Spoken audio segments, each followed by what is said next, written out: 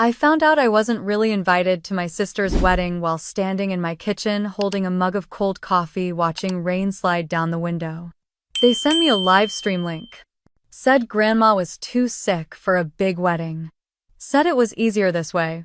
I was the sister who stayed, who paid, who cleaned up every mess, and all I got was a link. It came on a Wednesday morning right as I was pouring coffee into my travel mug before heading to the office. My phone buzzed on the counter and I saw Mom's name with a subject line that just said, Emily's big day. I stood there for a second letting the coffee drip onto the counter before I opened it. Hi honey, it began like she was writing a grocery list. Grandma June hasn't been feeling well so the wedding will be small. You can watch the live stream. We'll send you the link. That was it. No. We wish you could be here. No. We're sorry you can't come. Just a link. I wiped the coffee off the counter, my hands shaking. My breath came in short, hard bursts and I could hear the clock ticking in the kitchen, each sound louder than the last. I stared at the words, reading them over and over. Live stream. It wasn't like they couldn't afford another chair. I knew they'd rented a venue outside of Salem with string lights and a catered dinner, the kind of place Emily used to cut out of bridal magazines when she was 16. I used to buy those magazines for her, slipping them into her backpack before school back when Mom worked nights and Emily needed something pretty to look at. My phone buzzed again, a second email from Mom, a follow-up like she'd forgotten something. Don't forget, it's Saturday at 2. I almost laughed, as if I'd forget the day my only sister was getting married. I set the phone down and pressed my palms to the counter, trying to steady my breathing. The fridge hummed behind me. Outside, the garbage truck rattled down the street. Portland rain tapped against the kitchen window, steady and soft. I thought about that scholarship to Seattle I turned down because Emily needed help with her tuition. I thought about the nights I worked double shifts, the weekends I missed hanging out with friends, the time I sent Emily money so she wouldn't lose her apartment when she forgot to pay rent. I thought about the day she called me crying, saying she couldn't do college, and I spent hours on the phone telling her she was strong enough to stay. And now a link. I grabbed my keys and headed out the door, locking up the small apartment I rented in Northeast Portland. The morning air was cold and smelled like wet concrete. I tucked the email into the back of my mind, letting it sit there like a stone I couldn't quite swallow. At work, the office was the same as always, papers stacked on my desk, a blinking cursor waiting on the screen. I logged in and tried to focus on spreadsheets, but every few minutes my mind flickered back to the email. Live stream. At lunch, I sat with Sophie, who worked the cubicle across from me. She pulled her yogurt from her bag, looking at me with her soft brown eyes. You okay, Nat? She asked. I shrugged. My sister's getting married Saturday. That's great, right? I forced a smile. Yeah, I'm invited to watch it on a live stream. Sophie blinked, her spoon pausing halfway to her mouth. What? Yeah. I let out a breath that felt like it had been stuck in my chest all morning. They said Grandma's sick, so they're keeping it small. Sophie shook her head, her eyebrows pulling together. Wow. That's cold. I looked down at my salad, picking at a piece of lettuce. It's fine. It's not fine, she said quietly. I didn't say anything. There was nothing to say. I finished my lunch in silence, nodding at Sophie when she left for a meeting, and then I sat there alone at the break table, the sounds of keyboards clacking in the background. When I got home that night, the rain had stopped, leaving the sidewalks wet and glistening under the streetlights. I changed into sweatpants, reheated leftover pasta, and sat on the couch with my laptop. I opened it, hands hovering over the keys. I pulled up the email, clicked on the link they'd sent, and bookmarked the page. The screen showed a test image of the venue, white chairs lined up under twinkle lights, a promise of what was to come. I stared at it, letting the glow of the screen fill the quiet room. Then I closed the laptop softly, resting my hands on top of it. If this was how they wanted me to be part of her big day, then so be it. If they wanted me to watch from a screen, I would watch. The next morning, I woke before my alarm, the gray light slipping through the blinds. I lay there for a moment, listening to the hum of traffic outside, the pipes in the old building creaking as they warmed up. My phone buzzed on the nightstand, a reminder for payroll reports due by noon. I turned it over and let it drop onto the floor, not ready to face the numbers yet. In the kitchen, I made coffee, the cheap drip machine sputtering and clicking while I stood barefoot on the cold tile. I opened the fridge, grabbed the creamer, and set it down staring at the small magnet Emily had made me years ago. It was a photo booth strip from her high school graduation, her smile wide, my arm around her. Back then, it felt like it was us against the world. Mom was working doubles and Richard was hardly home. Emily and I would eat boxed mac and cheese on the floor talking about the futures we both wanted. She told me she was going to be a teacher, have a small house, a garden. I poured the coffee, the warmth in my hands grounding me for a moment. I closed my eyes, took a breath, and tried to push the memory away. At work, I settled into my desk, the hum of printers and phones filling the background. Sophie peeked over the cubicle, giving me a soft smile. "How are you holding up?" she asked, tucking a loose strand of hair behind her ear. I shrugged, clicking through spreadsheets. "Fine. You want to grab lunch later?" "Yeah, maybe." She watched me for a second, then nodded and disappeared back to her side. I exhaled, focusing on the numbers, the columns, the small mistakes that needed fixing. It was easier than thinking about Saturday, easier than remembering the email. Around 11, my phone buzzed again. This time it was Mom. "Hi, honey," her voice came through cheerful but rushed. "Just checking in, making sure you got the link." I swallowed, looking at the clock on my screen. "Yeah, I got it." "Oh, good, good. Grandma June is really looking forward to it, you know. Emily is excited too." I let out a soft breath. "Yeah." There was a pause, then the sound of something clattering in the background. "Anyway, it'll be nice to have you there, even if it's, well, you know, online." "Yeah, sure." She hesitated again, then added, "You know, Emily wanted something small. It's just easier this way." I bit down on my lip, staring at the folder in front of me. "Sure, Mom." "You're not upset, are you?" she asked, her voice softer now. "No," I lied. "Okay, sweetheart, I'll let you get back to work." "Yeah." She hung up, leaving me with the steady click of the second hand on the clock above my monitor. At lunch, Sophie and I sat outside, the cold air sharp but refreshing. She handed me a sandwich, and I took it, unwrapping it slowly. "She called, didn't she?" Sophie asked, breaking the silence. I nodded, taking a small bite. "Yeah. And they're excited. They're all excited." Sophie studied me, her eyes calm. "You don't have to watch, you know." "I do." I picked at the crust, rolling it between my fingers. "It's my sister." She nodded, not pushing, and we ate in silence while cars passed by on the street. That evening, I returned home, the streetlights flickering as I parked my car. I sat for a moment, the keys in my hand, looking out at the empty sidewalk. My phone buzzed again, and this time it was Emily. "Can't wait for you to see the dress," her message read, followed by a heart emoji. I stared at it, the screen lighting up my face in the dark car. I wanted to reply, to say something, but the words sat heavy in my throat. Instead, I locked the screen, shoved the phone into my bag, and stepped out into the cold. Inside, I changed into sweatpants, the fabric soft against my skin, and turned on the lamp in the living room. I pulled out my laptop, opening it again, letting the bright light flood the small space. I clicked the link, once more watching, as the page loaded, showing a countdown to the live stream. I leaned back on the couch, pulling a blanket around my shoulders, the quiet of the apartment pressing in. A memory flickered, Emily at 15, twirling in a dress she'd borrowed for homecoming, asking if she looked pretty. I told her she looked like a princess, and she laughed, hugging me so tightly I could barely breathe. Now she was getting married, and I was a spectator. The screen glowed in the dark room, the numbers ticking down on the countdown each second, a reminder that the world was moving on without me. I closed my eyes, listening to the hum of the fridge, the faint sounds of the city outside, and let the heaviness settle in my chest. And as I sat there watching the seconds slip away, I didn't know yet that what I was about to see would change everything. They all said they would pay me back one day. They said it when I was 18, packing away acceptance letters, letting the scholarship to Seattle go while Mom lay on the couch with another fever. Grandma June needed her prescriptions picked up, and Emily needed a ride to school because she was too nervous to take the bus alone. "You're the strong one," Aunt Carol said, patting my arm while she dropped off casseroles we'd freeze and eat for weeks. "You're the sister she needs," Mom added, her voice thin as she sipped tea wrapped in her old robe. So I stayed. I took the community college classes I could afford while working the cash register at the pharmacy, watching other kids in scrubs laugh on their lunch breaks. I sent Emily $50 here, $100 there so she could buy books, pay her rent, get coffee on long study nights.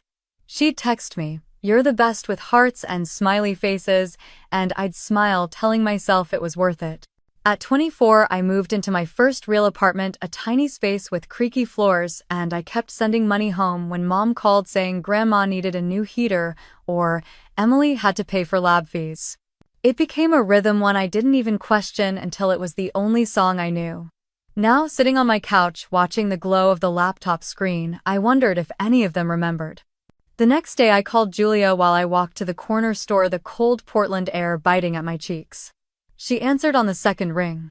"Hey Nat, what's up?" I pushed open the store door, the bell jingling, the smell of coffee and old wood wrapping around me. "They sent me the link, Jules." She was quiet for a second. "For the wedding, yeah." I picked up a carton of milk, checking the date, even though I knew it didn't matter. "They said Grandma's not well, so it's just easier." "Of course," Julia said, her voice layered with the same tired sarcasm we'd both learned to use. "Because it's always about what's easier for them." I set the milk in my basket and grabbed a loaf of bread. "They think I'll just watch it. Smile at the screen. Clap when they say I should." Julia let out a slow breath. "You don't owe them this, Nat." I stopped by the coffee aisle, staring at rows of bags lined up, the smell comforting and sharp. "I know. You don't sound like you know." I swallowed, picking up a bag of dark roast, pressing it against my chest for warmth. "Emily's my sister. She's also the girl who posted those engagement photos without telling you she was engaged." Julia reminded me gently. "And the one who never called you back when you asked for help with moving." I closed my eyes for a second, the memory of carrying boxes alone up 3 flights of stairs coming back like a punch. "Yeah. Nat," Julia said, her voice softer, "you have to stop thinking you're responsible for everything." "I know," I said again, but it was a whisper. I paid for the groceries, thanked the cashier, and walked back, the paper bag heavy in my arms, the clouds hanging low in the Portland sky. I passed by the mural Emily loved as a kid, bright yellows and blues fading from the rain. Back home, I put the groceries away, turned on the kettle, and stood by the window watching drops chase each other down the glass. My phone buzzed on the counter. It was Emily. "Can't wait to see you," watching the message read with a heart and a smile. I stared at it, feeling that familiar tightness in my chest, the one that came every time I remembered the promises they made, the promises that faded like old photographs. I set the phone down, poured the water into my mug, and watched the steam rise, disappearing into the cold air of the kitchen. The tea bag bobbed in the hot water as I leaned against the counter. Outside, the sky was the color of wet cement, the street below empty except for a single delivery truck rumbling by. I held the mug in both hands, letting the heat seep into my skin. My phone buzzed again, rattling against the countertop. I glanced at it, my chest tightening. It was Emily again, this time with a photo. She was in a bridal boutique, standing in front of a mirror, wearing a simple white dress with lace along the sleeves. She was smiling, her eyes bright, her hair pinned back in loose curls.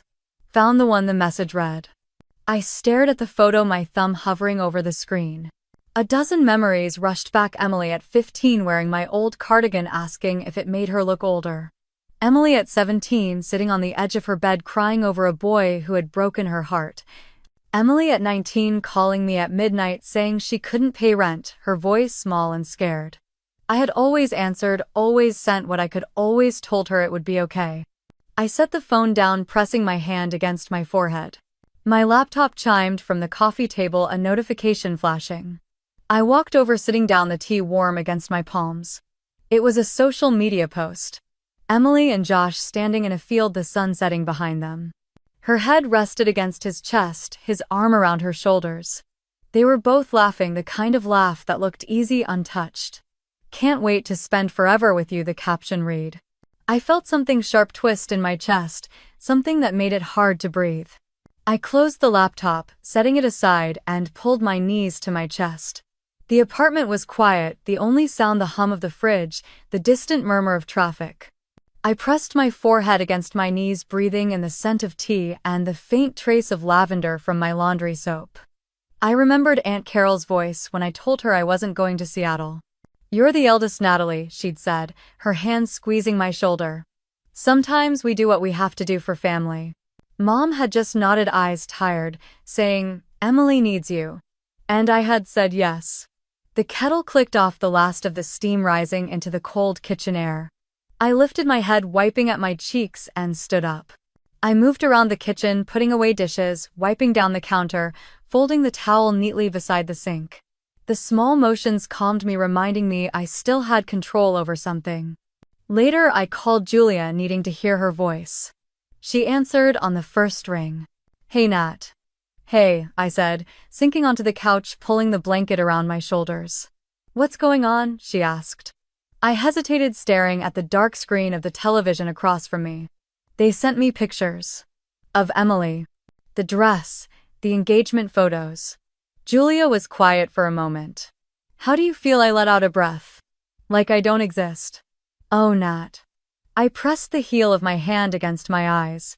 "I know I shouldn't care, but it still hurts." "It's not wrong to care," Julia said softly. "But you don't owe them everything. You don't owe them your life." I swallowed, letting her words settle in the silence between us. "You've done enough," she added. I nodded, even though she couldn't see me. "I know." We talked for a few more minutes about work, about the rain, about nothing at all, and when I hung up, the apartment felt a little less empty. I stood walking to the window, watching as the streetlights flickered on their glow, catching in the puddles on the pavement. My phone buzzed on the table behind me. I turned slowly and picked it up. A message from Emily. "Cheer sur ZM livestream Dung Hung," it read. I stood there holding the phone, the words glowing against the darkness of the room. I didn't know what to say. I typed out a reply to Emily, paused, then erased it before hitting send. The cursor blinked on the empty screen while I stood in the middle of the living room, the apartment heavy with silence. I placed the phone face down on the table, turning away before I changed my mind. The next morning, I was at my desk before sunrise, the office still dark except for the glow of my monitor. Tax season had turned the days into a blur of numbers and emails, the sound of the printer running constant in the background. Sophie dropped a coffee on my desk, the steam curling in the cold air. She leaned against the edge, her cardigan wrapped tightly around her. "Have you even gone home?" she asked. I forced a smile, rubbing at the tension in my neck. "Went home.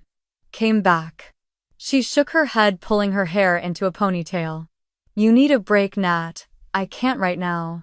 I glanced at the stack of files on the corner of my desk, each marked urgent. She tapped her nails against the coffee cup. "You can't pour from an empty cup."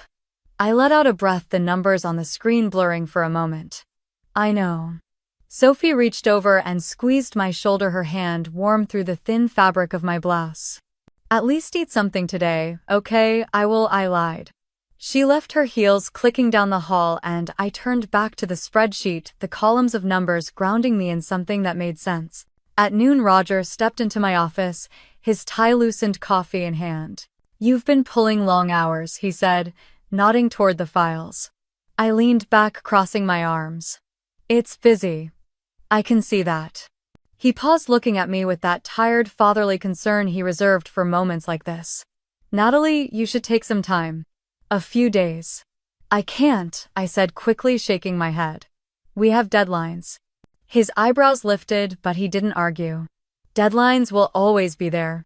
You need to be too." I swallowed, glancing at the clock on the wall. "I appreciate it, but I'm fine." "Fine doesn't look like this," he said, gesturing to the dark circles under my eyes. I didn't answer, and he let out a soft sigh. "Just think about it." After he left, I stared at the open file in front of me, my fingers hovering above the keyboard. The room felt too small, the air too heavy. A notification flashed on my phone, lighting up the screen. Emily had posted another photo, this time of her and Josh at a cafe, their hands intertwined, a cupcake with a small plastic ring on top between them. I remembered the night Emily had called, crying, saying she thought Josh was cheating. She was hysterical, her words a rush of panic. I told her she deserved better, told her to leave him, that no one who loved her would make her feel that way.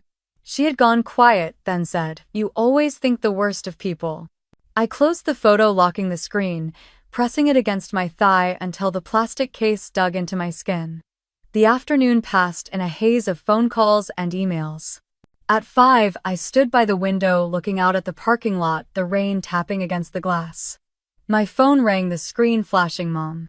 I considered letting it go to voicemail, but I answered holding the phone between my shoulder and ear as I packed up my bag. "Hi honey," Mom's voice was warm, too sweet. "Hi. Just wanted to remind you about the live stream on Saturday." Emily's so excited. I zipped up my bag, keeping my voice even. "I know." She picked out a beautiful dress. "She looks like a princess," Mom continued, a soft laugh in her voice.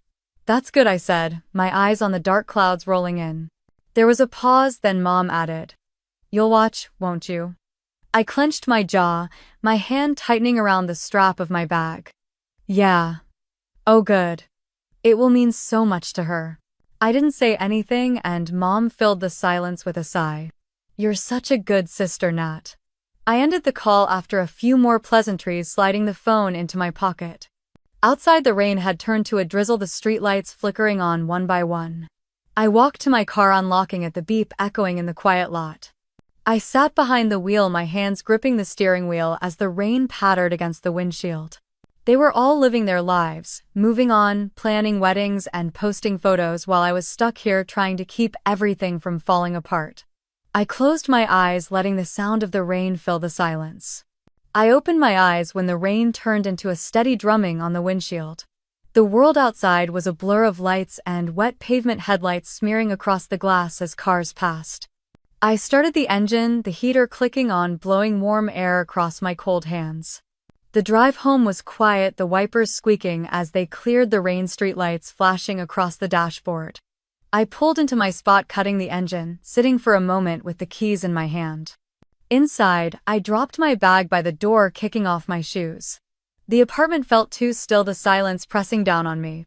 I walked into the kitchen, flicking on the light, grabbing a mug from the cabinet. I made coffee, even though it was late, the smell filling the small space, grounding me. I leaned against the counter, scrolling through my phone. Emily had posted another photo, this time of her and Josh holding hands, rings glinting under the cafe lights. Her smile was wide, bright, her eyes glowing with that soft happiness I used to see when we stayed up late talking about the future. I remembered the night she had called crying, saying she thought Josh was seeing someone else. I told her she deserved better, told her she should leave him, that she didn't have to settle. She had gone quiet, then snapped, "You always think the worst of people." I had held the phone to my ear, listening to her breathing, knowing I'd lost her trust in that moment. Now she was marrying him, and I was watching it happen from the outside. My phone rang, the screen lighting up with Mom. I let it ring once, twice, before answering. "Hi honey," Mom said, her voice warm, sweet, like she was talking to a neighbor. "Hi. I just wanted to check and remind you about the live stream Saturday." "I know, Mom." She's so excited, she continued, her words spilling over too bright. "She's been planning every detail." "That's good," I said, keeping my voice even. There was a pause, then a small laugh. "You'll watch, right?" I swallowed, staring at the dark window, my reflection staring back at me. "Yeah." "Oh, that will mean so much to her." Mom's voice softened, like she was patting my hand through the phone. "You're such a good sister." My grip tightened around the mug. "Yeah. Anyway, I'll let you go." "I know you're busy," she said, the words laced with a smile I could hear. "Okay, love you." "You too," I said, hanging up before she could say anything else. I set the mug down, the coffee rippling, a few drops spilling onto the counter. I wiped them up with a towel, my hands shaking. They were all living in their perfect world, planning flowers and dresses, taking photos, posting captions about forever. And I was here working late, pushing through exhaustion, trying to hold everything together, the role of the responsible one they never thanked but always expected. I walked into the living room, turning on the lamp, the soft light warming the corners of the room. I sank into the couch, pulling the blanket around my shoulders, the hum of the fridge the only sound. Outside, the rain slowed, the steady drip against the window filling the silence. Saturday was coming, and they were all ready for it. I closed my eyes, letting out a slow breath, and when I opened them, I whispered into the empty room, "I'll watch." And on Saturday morning, I woke before the sun, the world still and gray. I brewed coffee, the warmth in my hands steadying me as I moved to the couch. I opened my laptop, the screen lighting up in the dim room, the link waiting a single click away. I clicked it. The screen flickered before the image settled into focus. It was a small garden, rows of white chairs lined up under strings of lights, the grass still damp from the morning dew. Flowers were tied to the ends of each row, soft pink and white against the dark green. I turned up the volume, the low hum of chatter and laughter filling my quiet living room. My coffee sat cooling on the table beside me untouched. People moved in and out of the frame, adjusting chairs, fixing decorations, hugging each other as they laughed. I saw Mom first, her hair done up in soft curls, wearing a pale blue dress I had seen in her closet last Christmas. She was smiling, talking to Aunt Carol, who was wearing a floral shawl and holding a small plate of fruit. They both looked happy, relaxed, their voices carrying through the mic as they greeted someone off camera. Behind them, Richard, my stepdad, stood talking to another man, a drink in his hand, his laughter loud enough that it made a few people turn and smile. And then the camera panned, and I saw her.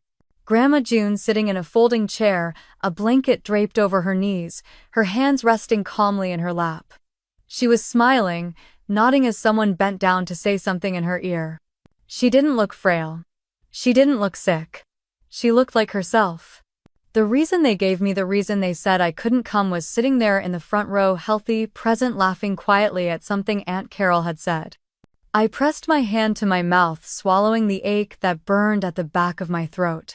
The camera shifted again, showing the small archway covered in flowers where Emily and Josh would stand. Guests were filling the chairs, familiar faces, family, friends, neighbors, co-workers. They were all there, all dressed up, waiting. They said it would be small. They said it would just be close family. I counted over 30 people before I stopped.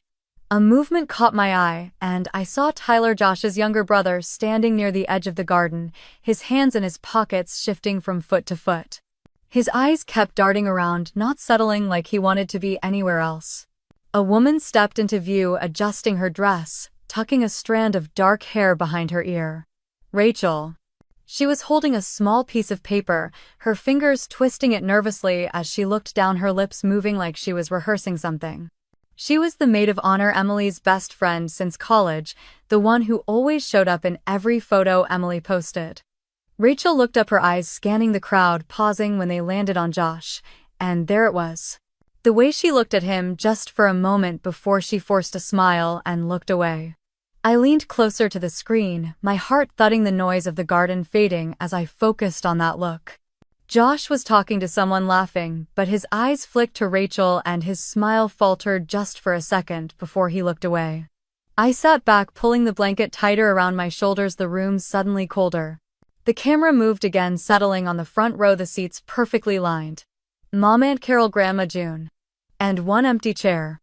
It was right at the end next to Mom, the ribbon tied around it fluttering in the breeze, the sun catching on the white paint. They hadn't even filled it. They had left it there empty in the front row. I stared at it, my chest tightening, my hands cold against the mug I held. That was my seat. I closed my eyes, drawing in a slow breath, letting it out as I opened them again.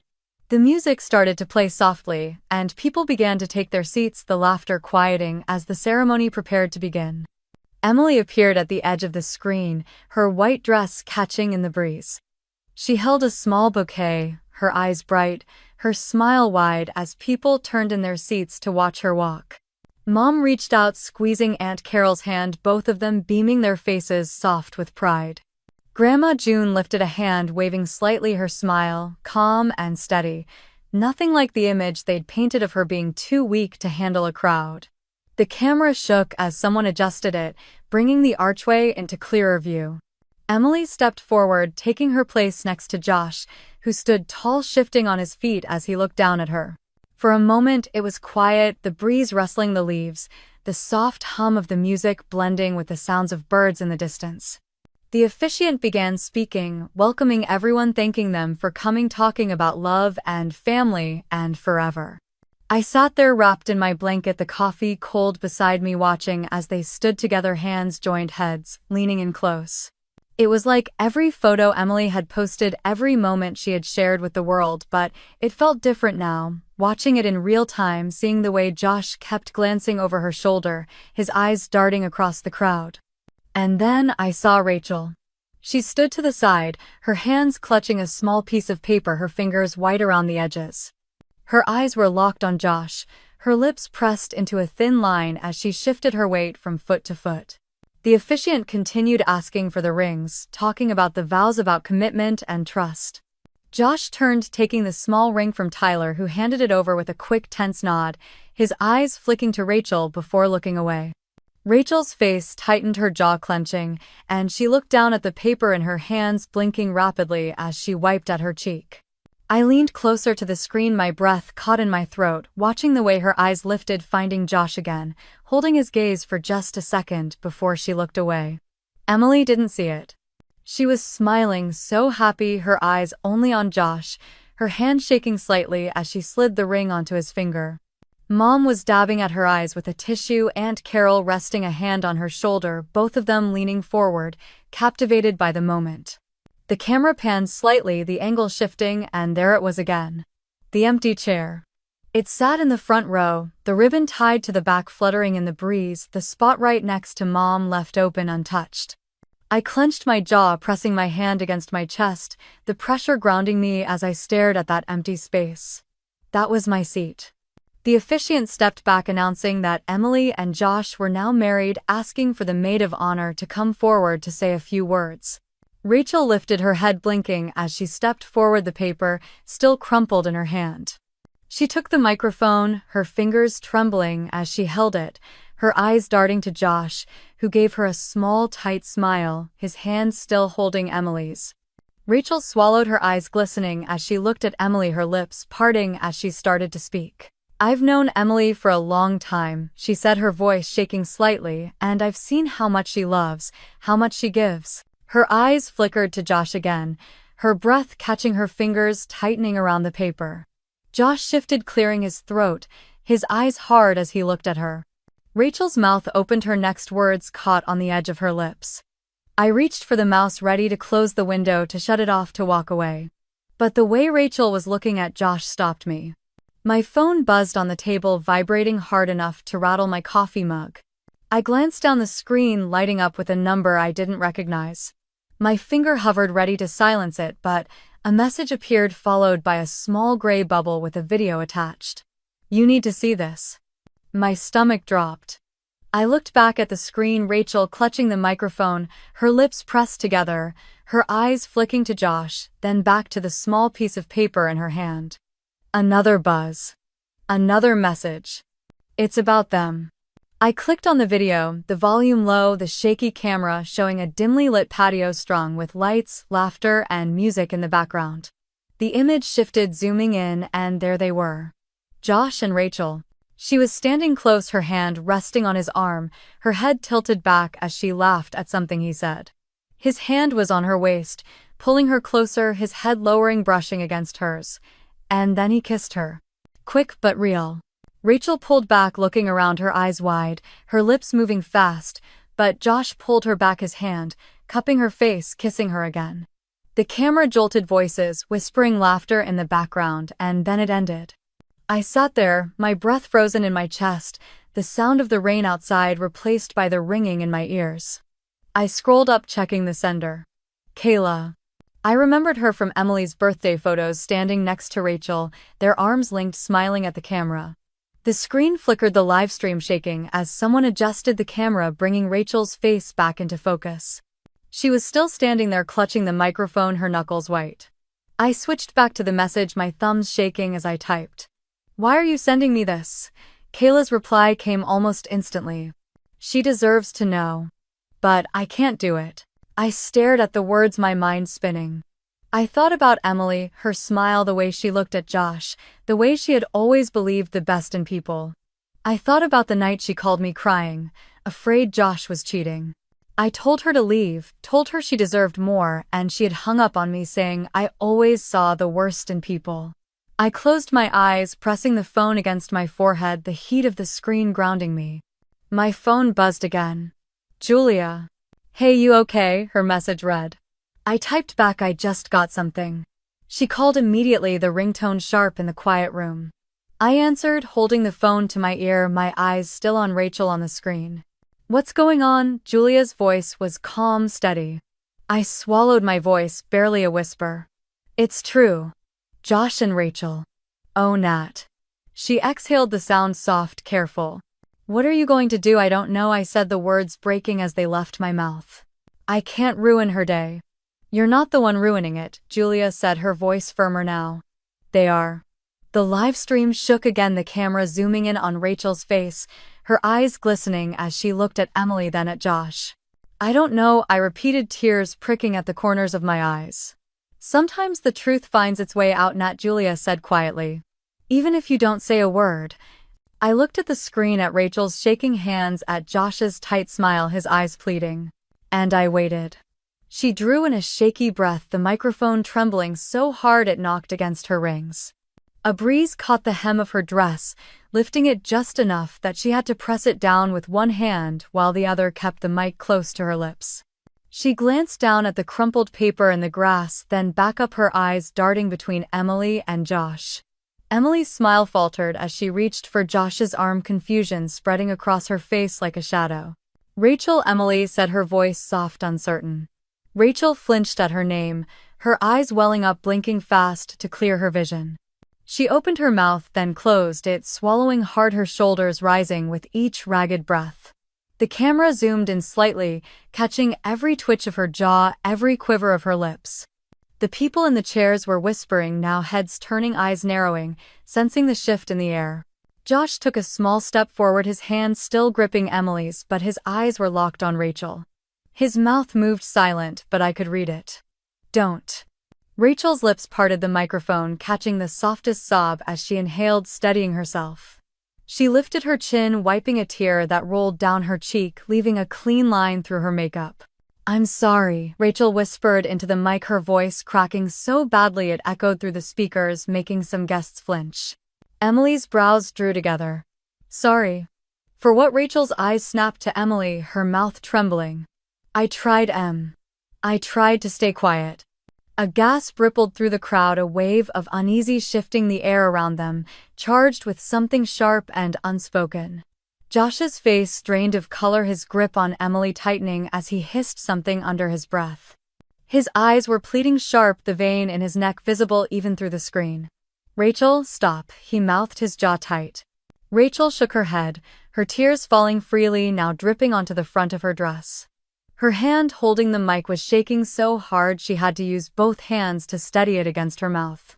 She opened her mouth again, her breath visible in the cool morning air as she exhaled shakily. I can't, she choked, her shoulders shuddering with each breath. She looked at Emily again, and her face broke, her lips twisting as a sob slipped free. Emily's eyes widened, her hand pulling back from Josh's grip, confusion and fear flashing across her face as she glanced between them. Rachel, what's going on? Emily's voice was louder now, cutting through the whispers of the crowd. Rachel looked back at Josh, her eyes full of something that was almost anger, almost regret. You promised me, she whispered, but the mic caught it, the words echoing across the garden. A collective intake of breath from the guests, Aunt Carol's hand flying to her mouth. Grandma June's eyes narrowing, leaning forward in her chair. Josh stepped forward, his hand reaching out, his face twisted with desperation. Rachel, please, he said, loud enough for the mic to catch, his voice tight and breaking. Rachel stepped back, shaking her head, the tears falling faster now, dripping onto the grass. She hugged the mic to her chest for a moment, pressing her lips together, breathing hard. She looked down, closing her eyes, and when she lifted her head, she turned her gaze directly into the camera, the screen capturing every tear, every tremble. Her lips parted, breath catching as she tried to find the words, her chest rising and falling rapidly. Her eyes locked on the camera, on all of us, on me. And with tears running down her cheeks, she opened her mouth to speak. I can't pretend anymore, Rachel said, her voice cracking, echoing across the speakers. Her words hung in the air, freezing everyone in the garden, the breeze catching the edges of her hair, lifting it away from her tear-streaked face. Emily's mouth fell open, her eyes darting between Rachel and Josh, confusion turning into fear, then something sharper. What are you talking about? Emily's voice was tight, her hands trembling as she took a small step back. Rachel's chest heaved, her fingers tightening around the microphone, knuckles white. Josh and I. She choked, shaking her head, her tears falling faster. Josh lunged forward, reaching for the mic, his face twisted with panic. Rachel, stop. Rachel jerked away, holding the mic close to her mouth, her voice rising. Josh and I have been seeing each other for 2 months. The words cracked through the garden like a whip, sharp and final, the air shifting as gasps rippled through the crowd. Emily's scream cut through everything. What guests started murmuring, chairs creaking as people turned eyes wide, hands flying to mouths. Rachel sobbed, wiping her face with the back of her hand, smearing her makeup. He told me he was leaving you, she cried, her shoulders shaking. Josh grabbed for the mic, his voice frantic. Rachel, stop, please just stop. Emily backed away, her face pale, her hands clutched at her stomach like she was trying to hold herself together. You lied to me, she whispered, her voice cracking. Rachel shook her head, tears streaming. I thought he loved me, Em. He said he loved me. Tyler's voice cut in from somewhere behind the camera, sharp and angry. Say it all, Rachel, don't stop now. Rachel's eyes flicked to him, then back to Emily, her lips trembling. I didn't mean for it to happen. I didn't. Josh ripped the microphone from her hands, his face red, eyes wild. Shut up, Rachel. Emily slapped Josh so hard the sound cracked, the mic squealing as it dropped to the ground, the screen shaking as someone bumped the camera. People were shouting, standing, moving back, bumping into chairs as chaos spread like a wave. A glass shattered somewhere off screen, the sound sharp, making Rachel flinch, covering her face with her hands as she sobbed. Josh turned, trying to speak to Emily, but she pushed him, her screams rising above the noise. Don't touch me. Don't you dare touch me. Mom stood, her face drained of color, clutching Grandma June's shoulder, her mouth opening and closing, no words coming out. Aunt Carol was crying, her hands pressed against her mouth, shaking her head, whispering prayers under her breath. The camera shook again as people moved, trying to clear the aisle, the microphone on the ground, picking up the sharp breaths, the cries, the broken pieces of what was supposed to be a perfect day. Rachel fell to her knees, her hands covering her face, her shoulders shaking as she cried. I'm sorry, she sobbed over and over, her voice raw. Josh reached for Emily, but she shoved him away, her bouquet dropping, petals scattering across the grass. I sat there frozen, my breath coming in quick, sharp bursts, my hand over my mouth, unable to look away. The camera tried to refocus the image, glitching, shaking violently as the chaos swallowed the scene. And then, just as Rachel's scream echoed one last time, the screen froze. For a moment the chaos turned silent, frozen on Rachel's face mid-scream. Her mouth was open, tears streaking her cheeks, hair wild around her shoulders, her eyes wide with pain and something that looked like relief. The image stuttered, the screen glitching as voices warped into static. A high-pitched squeal pierced through my speakers, then dropped into silence, the frozen frame still holding Rachel's image. I could still see the edge of Emily's dress in the corner of the frame, petals from her bouquet scattered across the grass, a single white rose crushed beneath someone's shoe. Then, the screen jumped, stuttered, and the video jolted back to life. Rachel's scream finished, cutting off into a choked sob as she fell to her knees, clutching at her chest, gasping for breath. Emily stood above her, shaking her face, pale eyes red, her hands trembling as she pointed at Josh. How could you? She screamed, her voice raw, breaking.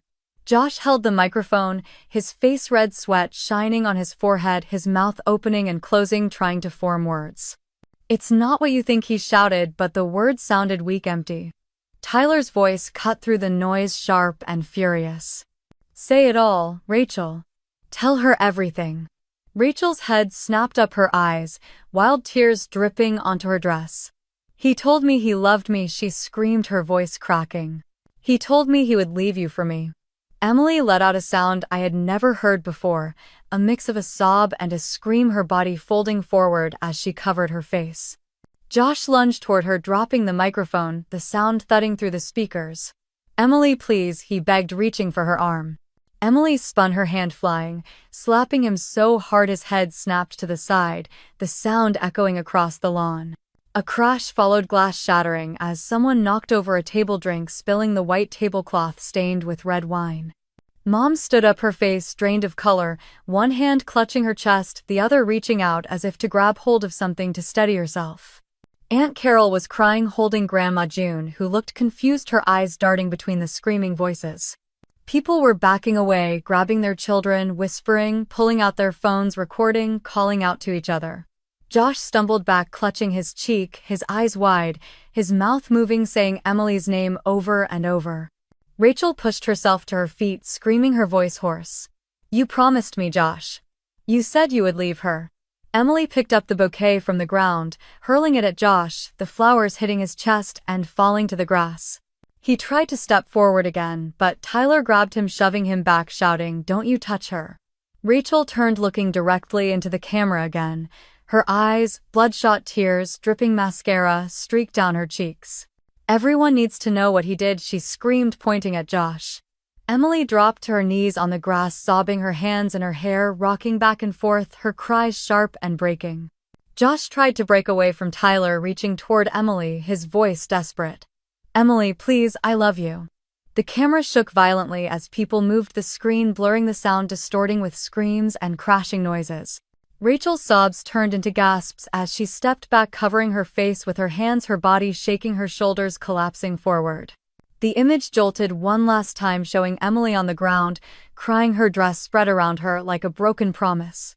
Rachel crumpled beside her and Josh being shoved back by Tyler, his arms reaching forward. And then the screen turned black. My phone started buzzing before I could even close the laptop. The first message came from Mom. "Emily isn't eating. She won't come out of her room. Can you come?" I stared at the words, the screen glowing in the dark room, the rain tapping against the window. Another message came in, this one from Aunt Carol. "She needs you, Natalie. You've always been the strong one." I let out a breath, pressing my thumb against the screen, feeling the familiar weight in my chest. Then Richard. "Nat, it's bad. Your mother is falling apart. Emily won't speak to anyone." And then finally, "Emily. Please." Just that. One word. My fingers hovered over the screen, but I didn't reply. I stood walking into the kitchen, the tile cold under my feet, the rain outside getting louder, heavier. I poured a glass of water, holding it between my palms, staring out at the dark street below. The phone buzzed again. Tyler this time. "Josh is gone. Rachel won't talk to us. Emily needs you." I closed my eyes, pressing the glass to my forehead, the cold seeping into my skin. Julia's name popped up and I answered, not letting it go to voicemail. "I saw the video," she said, her voice low. "How are you holding up?" I let out a laugh that didn't sound like me. "They're all calling." "Of course they are," Julia said, her voice calm, sharp. "They always do when they need you." I sat at the kitchen table, the glass sweating and my hand, water dripping onto my wrist. "They want me to fix it," I whispered, my voice shaking. Again.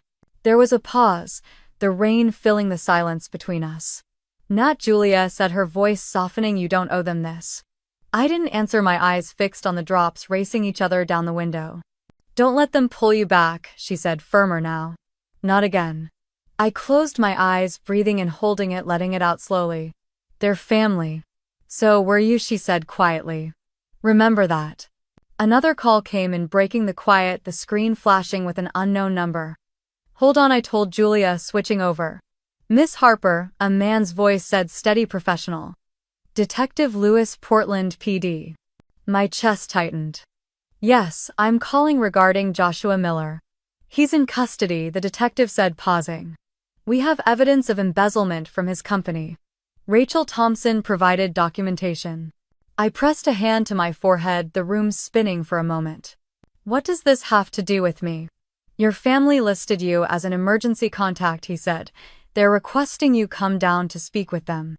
I let out a shaky breath, pressing my palm flat against the table to steady myself. "I see. We can schedule a time tomorrow." He continued, his voice calm, practiced. "I'll call you back."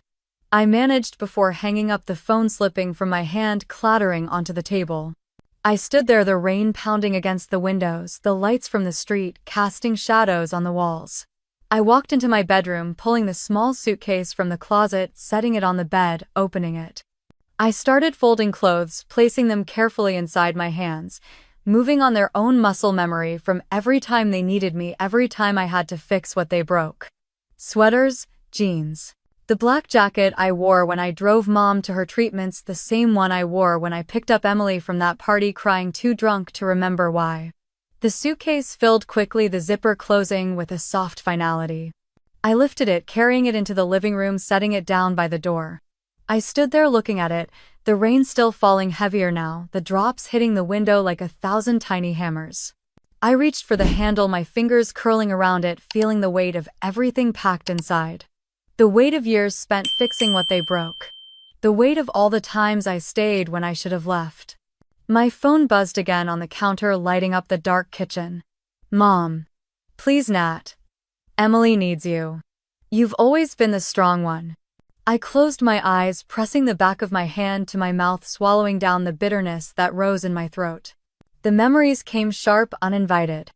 Nights working 3 jobs, scrubbing floors, closing the pharmacy, tutoring after shifts just to keep the lights on.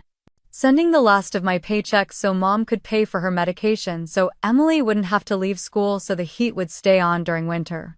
Mom's voice on the phone, always the same, soft and tired. You're the strong one, Nat. We're so lucky to have you. Not once did she say thank you. Not once did she ask if I was okay. My phone buzzed again. Aunt Carol. She hasn't eaten in 2 days. We don't know what to do. Richard. Emily won't talk to anyone. We need you. Emily.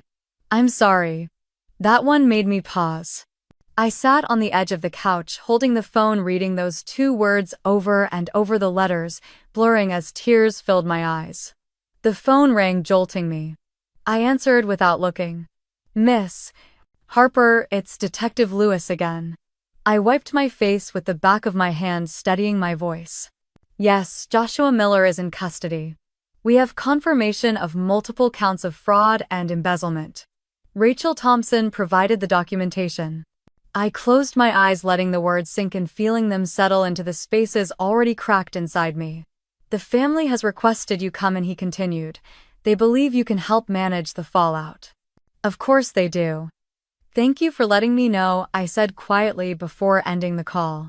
I placed the phone on the coffee table, watching the screen go dark, my reflection staring back at me, tired, older than I remembered. Julia called next. I answered on the first ring. They're asking you to fix it, aren't they? She said, her voice calm, but I could hear the anger under it. They want me to come, I whispered, staring at the suitcase.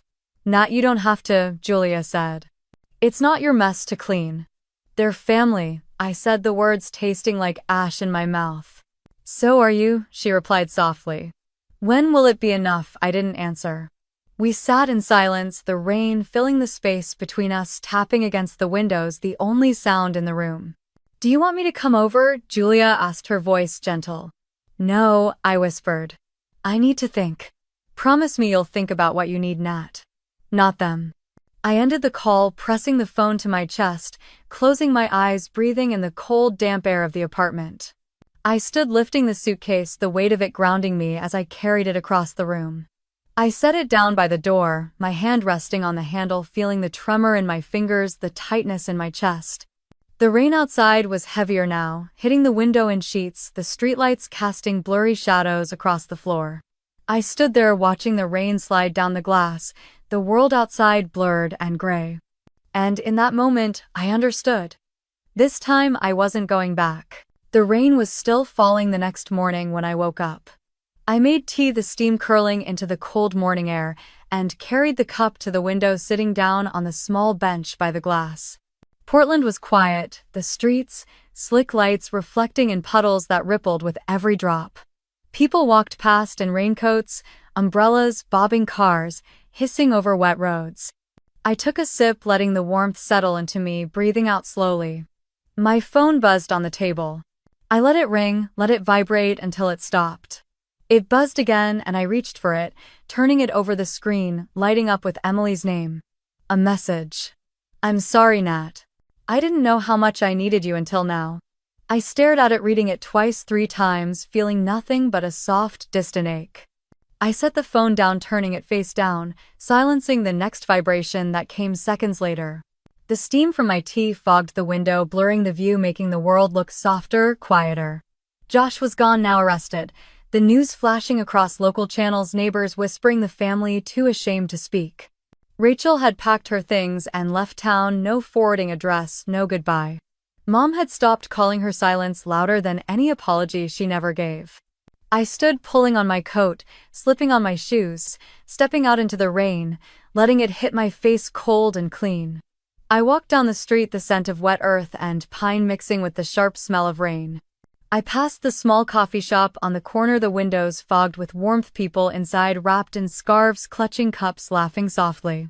I went in, ordering a black coffee, holding the cup between my hands as I stepped back outside, the steam rising, disappearing into the misty air. I walked to the lake, the water dark and rippling, the rain dimpling the surface, geese huddled under the trees on the shore. I sat on a bench, pulling my hood up, watching the water, sipping the coffee, letting the warmth fill me slowly. I pulled out the small notebook I kept in my coat pocket, flipping it open to a clean page. I took a pen, pressing it to the paper, the ink dark against the pale page. I hope next time the invitation comes before the apology. I tore the page out, folding it carefully, slipping it into my pocket. The rain eased, turning to a soft drizzle, the clouds shifting, letting in a pale sliver of light that touched the water, making it shine. I stood, finishing the coffee, tossing the cup in the trash, pulling my coat tighter around me as I turned back toward home. For the first time, I didn't feel like the one carrying everything.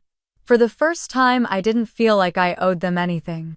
I stepped onto my porch, water dripping from the edge of my hood, the air fresh, the world quiet. I opened my door, stepping inside, leaving the suitcase by the door untouched.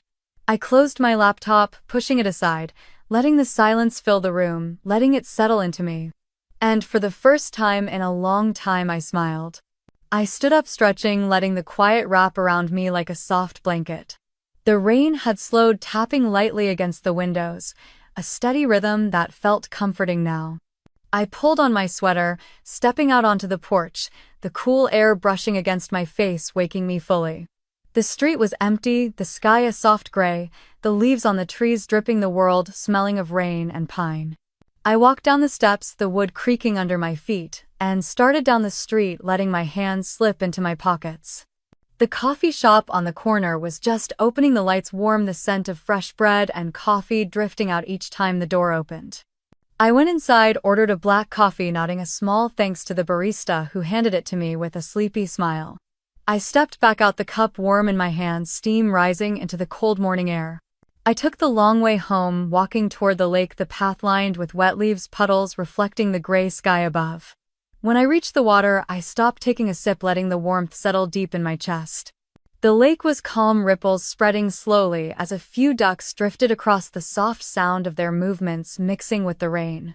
I sat on a bench, the wood damp but not enough to matter, and pulled the folded paper from my pocket. I opened it, smoothing it out, reading the words I had written again. I hope next time the invitation comes before the apology. I folded it again, tucking it back into my coat, pressing it close for a moment before letting out a slow breath. My phone buzzed in my pocket and I pulled it out, the screen lighting up with Emily's name. "I'm sorry," her message read. "I didn't know how much I needed you until now."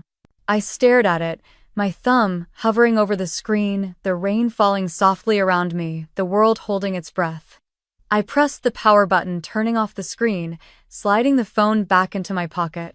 I looked out at the lake, the air fresh, clean, the world quiet. For the first time, I didn't feel like I was waiting for them to need me. I didn't feel like I owed them my life anymore.